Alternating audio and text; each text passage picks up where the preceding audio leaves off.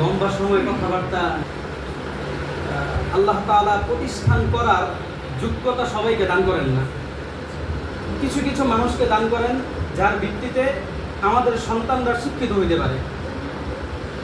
সেই যোগ্যতা আল্লাহ তাআলা আমাদের হুজুরকে দান করছেন। আমরা সবাই দোয়া করবো আল্লাহ তাআলা এর ভিত্তিতে আমাদের এই বুদ্ধির মাঝে বারাকা দান করুন।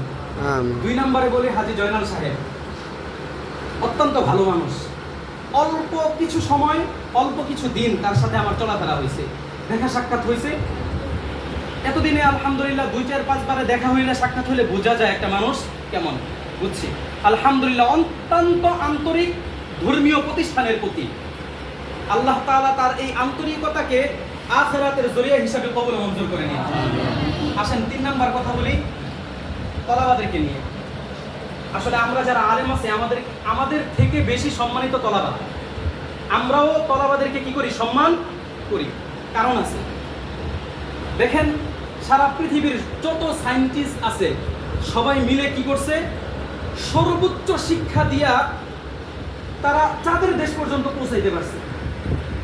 তাদের শিক্ষা চাঁদ পর্যন্ত থেমে গেছে, এর উপরে যাইতে পারে না, সূর্য পর্যন্ত তারা যেতে পারে নাই। আর অনেক জ্ঞান তাদের বাহিরে রয়ে গেছে। কিন্তু এই যে তলাবা, তারা যখন মক্তবে ভর্তি হয়, একটা বাবা যখন তার ছাত্রকে এনে মাদ্রাসায় মসজিদে ভর্তি করায় রেখে যায়, তখন বছরের প্রথম যে সবকটা তার আসে, এই সবকের মাঝে শিক্ষক তাকে বলে যে সোনামণিরা তোমরা সবাই একসাথে বলো যে কালিমায়ে তাইয়্যিবা লা ইলাহা ইল্লাল্লাহু মুহাম্মাদুর রাসূলুল্লাহ।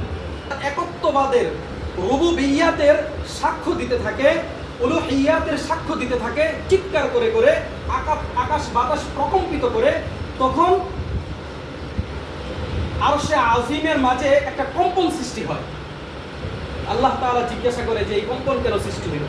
আল্লাহ দুনিয়ার জাগতিক সমস্ত শিক্ষা আল্লাহ তাআলার আরশে আজিম বহনকারী ফেরেশতারা বলতেছে যে দুনিয়ার সমস্ত শিক্ষা চাঁদ পর্যন্ত ঠেকে গেছে, পৃথিবী পর্যন্ত সীমাবদ্ধ রয়ে গেছে।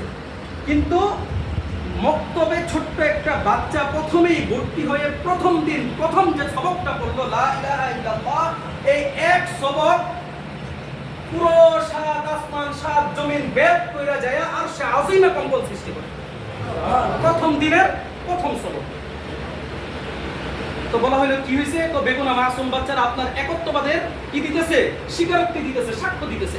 এই কথা বলার সাথে সাথে আল্লাহ তাআলা বলে যে ঠিক আছে, আমি তাদের জন্য ঘোষণা করে দিলাম, তোমরা বইলা দাও, তার পিতামাতা যেদিন আমার কাছে আসবে, আমার শরণাপন্ন হবে, আমার সামনাসামনি হবে, সেদিন আমি তাদেরকে এমন এক মুকুট পরাইয়া দিব, যে মুকুট এখন বর্তমান আমাদের কাছে যে সূর্য আছে, সূর্য দিয়া পৃথিবী আলোকিত হয়, তাই না? আরো 2-1টা গ্রহ উপগ্রহ আলোকিত হয়, কিন্তু এমন এক মুকুট আল্লাহ তাআলা ওই পিতামাতাকে দান করবেন, ওই তলাবাদের, যে ওই মুকুটটা সারা হাসরের ময়দান সহ জাহান্নাম শুদ্ধ আলোকিত করে দেবে। সুবহানাল্লাহ। সবাই হা থ হয়ে তাকায় থাকবে, কি হইল, ঘটনা কি, ঘটনা কি? তখন সবাই ফেরেশতারা সবাইকে এরকম সাক্ষ্য দিতে থাকবে, ঘোষণা দিতে থাকবে, ওই যে দেখো হাফেজের মা, ওই যে দেখো তালিবুল ইলমের মা, ওই যে তালিবুল ইলমের বাবা, ওই যে তালিবুল ইলমের আত্মীয়স্বজন।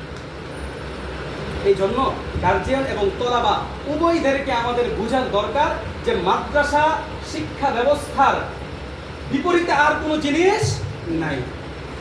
এটা দরকার। একটা ছোট্ট হাদিস সবাই পারি, তলাবুল ইলমি, সবাই বলি, ছাত্র ভাইরা সবাই বলি তলাবুল ইলমি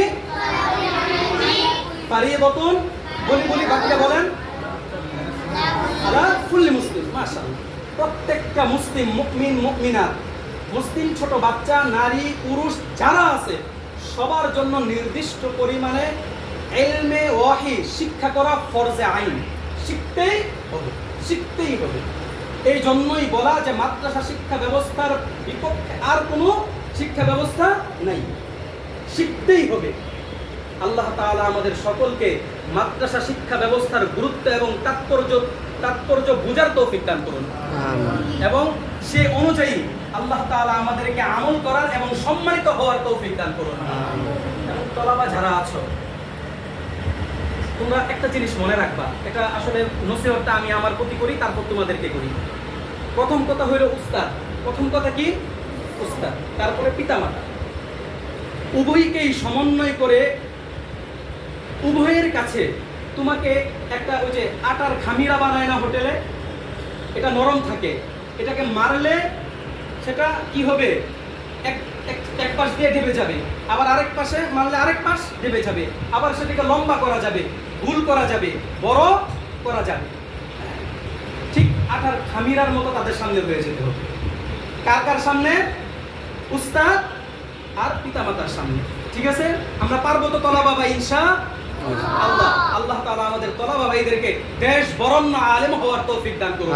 সারা পৃথিবীতে তাদের এই ইলমে দ্বীনের, ইলমে ওয়াহির ঘ্রাণটাকে পৌঁছে দেওয়ার জন্য আল্লাহ তাআলা তাদেরকে কবুল ও মঞ্জুর করে নিন।